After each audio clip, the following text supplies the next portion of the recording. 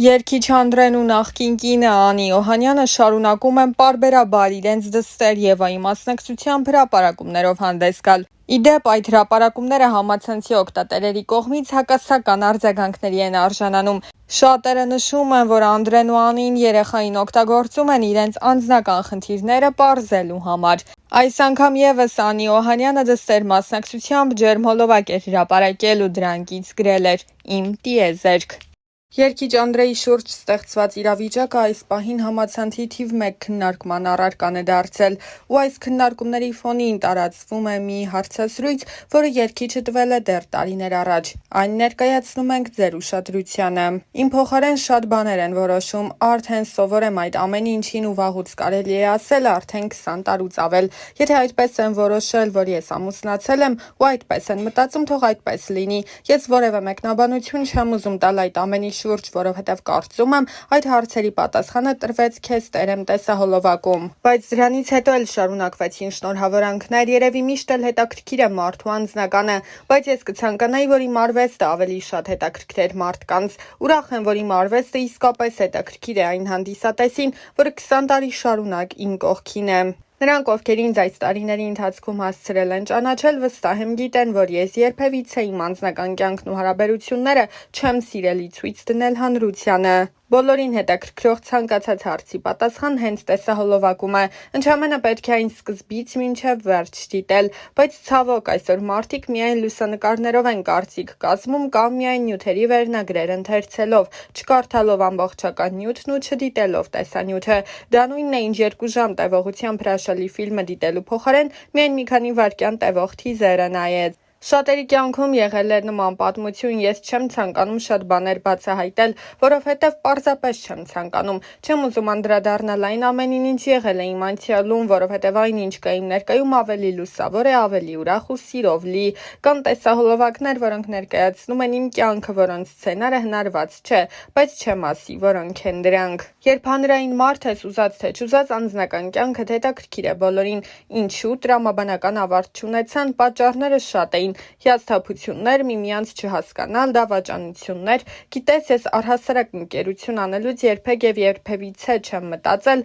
որ դա պարտադիր պետք է տրամաբանական շարունակություն ունենա վերածվի ամուսնության։ Ամուսնությունը շատ լուրջ որոշում է։ Կարծում եմ, դա ավելի շատ որոշում է, քան զգացմունք։ Երևի միշտ երկկողմանի պատրաստ չեն եղել այդ ամենին։ Այո, իմ սիրտն էլ են շատ կոտրել, բայց ավելի ճիշտ կլինի ասել այն ոչ թե կոտրված է, եղել է հիասթափված։ Եղել է շրջան, որ դադարել էի հավատալ անկեղծ սիրուն, թեև շատ գեղեցիկ երգեր էի երգում սիրո մասին, բայց ինքս չէի հավատում սիրուն։ Բայց իհարկե, եթե մի բան մեկ անգամ չի ստացվում, չի նշանակում, որ պետք է դադարել հավատալ։ Այսօր կարծես թե հատկապես անձնական կյանքում բոլորն ավելի էգոիստ են դարձել, ավելի շատ իրենք իրենց մասին են մտածում։ Ես կարծում եմ, եթե անձնական կյանքի մասին է խոսքը 1+1 հավասար է ոչ թե 2-ի, այլ 1+1 հավասար է 1-ի, որովհետև 2 հոգի պետք է 1 դառնան, մի ամբողջություն, ոչ թե ամեն մեկը փորձի իր սկզբունքները առաջ տանել։ Զիջումներն այսօր մոռացվել են։ Հիասթափություններ շատ են եղել, բայց երբևիցե չեմ չարացել։ Չեմ հիշում նման դեպք, որ ես իմ չստացված անձնական պատմության ավարտին տրագեդիա սարքեի մեկի համար։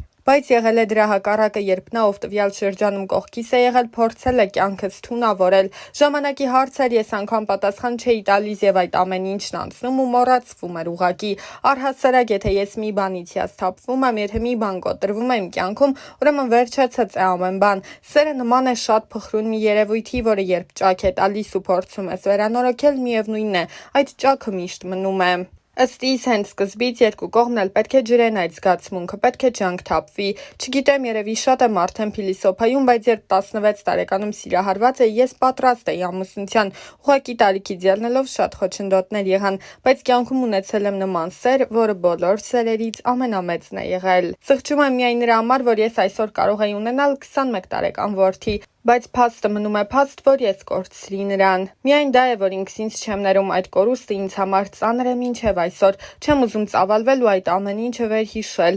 1998 թվականներ, ինձ ցավ է պատճառում այդ հիշողությունը, ինձ ցավ է պատճառում, որ նա այսօր չկա։ Ուղղակի չեմ ուզում շարունակել այս թեմայով խոսել, բայց այն միտքը, որ նա կարող էր լինել իմ կյանքում, բայց չկա, իհարկե սղճում եմ շատ։ Այն ժամանակ երկուսս էլ ունեինք մեր կյանքը, մեր նպատակները։ Չեմ ուզում ասել, որ ամեն ինչ փուչ էր, բայց ամեն դեպքում ես իմ ներսում այդ պակասը զգում եմ, նշել էր Անդրեն։ Հիշեցնենք, որ ավելի վաղ Անի Օհանյանը գրել էր. Իմ ճանապարհը լի էր վախերով ու պայքարով։ Ես սիրում էի այն մարդուն, ով հմայեց ինձ, բայց ջենթլմենի գեղեցիկ դիմակի հետևում սարսափելիներ թաքնված։ Սկզբում ամբողջ ժողովրդի աչքի առաջ ծնվեց հեքիաթը։ Դուք հավատացիք նրան այնպես, ինչպես ես։ Շուտով աշխարհը սկսեց փլուզվել։ Իմ ամեն օրը սկսվում էր տագնապով ու անհանգստությունով։ Այսօր նա չար կլինի, թե բարի, նորից կվիրավորի, կհարվածի, թե կրկին սպառնալու է, որ կզրկի երեխայից։ Ես կարծում էի, որ կարող եմ փրկել ընտանիքը և փոխել նրան դեպի լավը,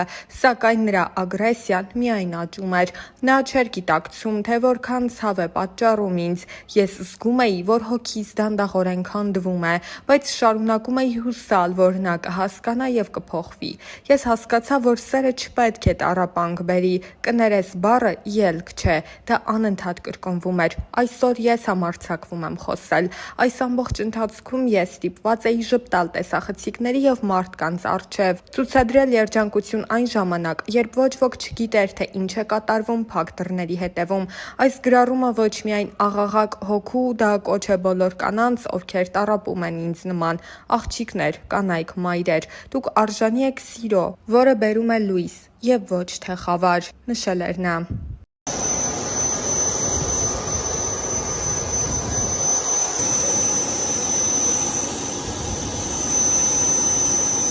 What you code on this joint just keep out, I'm going to give you some information until then, please. And one more.